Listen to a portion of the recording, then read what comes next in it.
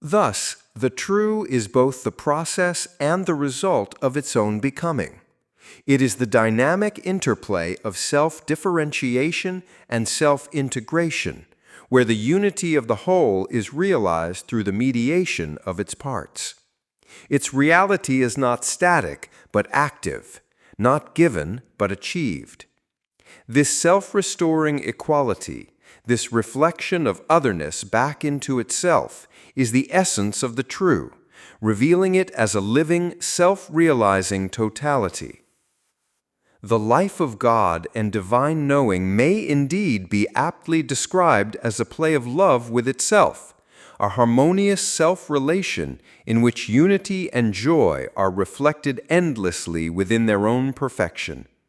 Yet this image, though evocative, risks descending into mere edification or even triviality if it neglects the seriousness, pain, patience, and labor of the negative.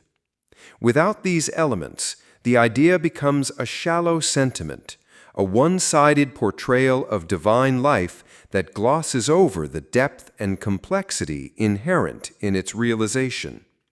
Divine life is not simply the untroubled enjoyment of unity. It encompasses the arduous process through which that unity sustains itself against estrangement and difference, transforming these oppositions into moments of its fulfillment. In itself, this divine life is the unclouded equality and unity with itself, untouched by the seriousness of otherness, estrangement, and the overcoming of that estrangement. It represents an ideal state of self-contained perfection, a being at peace within its own essence. However, this in itself remains an abstract universality, a static notion that fails to account for the dynamic processes through which divine life actualizes itself. To conceive of God solely as this unperturbed unity is to disregard the essential nature of being for itself, the self-determining activity that gives rise to the richness and vitality of divine knowing. The in itself of divine life, though pure and universal, lacks the dimension of self-movement and form. It abstracts from the labor of becoming, overlooking the role of negation in the realization of unity. Negation is not a mere disruption, but the principle of self-movement, the force through which form emerges and differentiates itself. Without the seriousness of negation, the willingness to confront otherness and to reconcile estrangement, divine life would remain inert, an abstract potential rather than a living actuality. It is through this process of self-movement that divine knowing transcends abstraction, embodying both the unity of its essence and the differentiation of its form. The play of love, while capturing the joyous and harmonious aspect of divine life, must also embrace the labor that underlies it. Love, in its highest form, is not the denial of difference, but its reconciliation, the integration of otherness into unity. This reconciliation requires patience and pain, the willingness to endure estrangement and to transform it into a higher unity. The life of God is not untouched by these moments. Rather, it encompasses them, demonstrating that unity is not the negation of difference, but its fulfillment.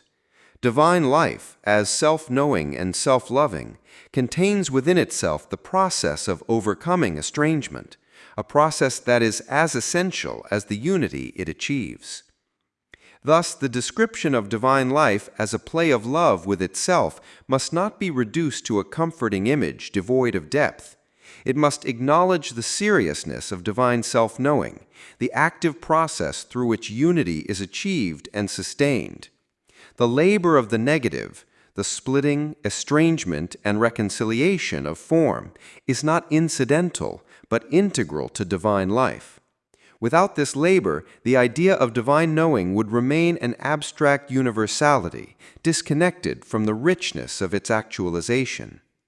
To grasp the life of God in its fullness, one must move beyond the abstraction of in itself, to recognize the self-movement of form, the dynamic interplay of unity and difference. Divine life is not a static perfection, but a living process, one that embraces the pain and patience of becoming, the labor of negation, and the joy of reconciliation. It is only through this process that the play of love with itself can be truly understood, not merely as edification, but the profound truth of a self-knowing and self-actualizing unity. When it is stated that form is equal to essence, it is a profound misunderstanding to assume that knowing can content itself with the in itself or the essence while dispensing with form. Such a view erroneously suggests that the absolute principle or absolute intuition, by virtue of their immediacy and universality, make unnecessary the labor of execution or the development of form. On the contrary, this very equivalence of form and essence demands that knowing engage fully with both. It requires not only the recognition of essence as the foundation of all reality, but also the active articulation of that essence through its forms, revealing its richness and dynamism. Essence is not a static ground that can be grasped apart from its form, precisely because form is as essential to essence as essence is to itself. The two must be understood as inseparably united. Essence, taken in isolation, remains abstract and incomplete, a potentiality without realization. To reduce the absolute to mere substance or to the pure self-intuition of the divine is to disregard its true nature, which includes not only its immediacy, but also its unfolding into form. Form is not an external addition to essence, but its necessary expression, the means by which essence becomes fully realized and actual. This inseparability of form and essence implies that the absolute must not only be conceived as essence, but also articulated in the full richness of developed form. Form is the movement through which essence actualizes itself, transforming its abstract unity into a living totality. Without this movement, essence would remain an empty generality, devoid of the particularity and concreteness that constitute its actuality. The absolute, to be truly grasped, must therefore be expressed not only as essence, but also as form, where form reveals the internal differentiation and self-determining activity of essence. To understand and express essence without form is to miss the essence itself, for essence is not merely in itself, but also for itself, realized through the mediation of form.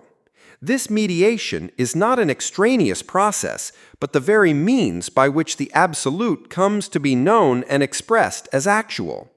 The execution of the absolute principle and the development of form are not dispensable tasks, but integral to the realization of essence.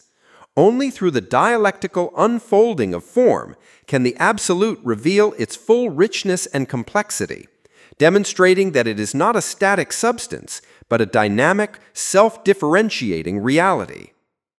Thus, the idea that the absolute principle or intuition renders unnecessary the development of form reflects a fundamental misunderstanding of the nature of the absolute.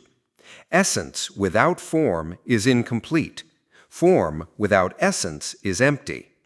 Their unity is what constitutes actuality, where essence is fully realized and expressed in the richness of its forms. This unity reveals that the absolute is not an abstract immediacy, but a living process, one that integrates substance and form, universality and particularity, immediacy and mediation. To grasp the absolute as actual, therefore, requires a commitment to the full development of form. It is not enough to intuit or conceive the absolute. It must be articulated and realized through the process of differentiation and integration that constitutes form.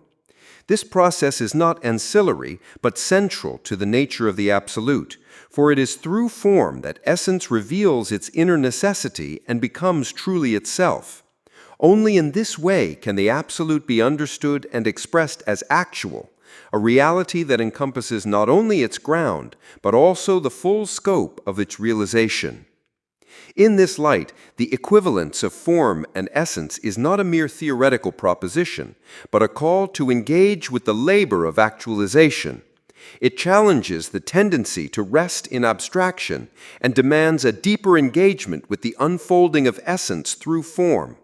By embracing this movement, knowing fulfills its task, revealing the absolute not as a static principle, but as the living unity of essence and form, substance and subject, in its full actuality.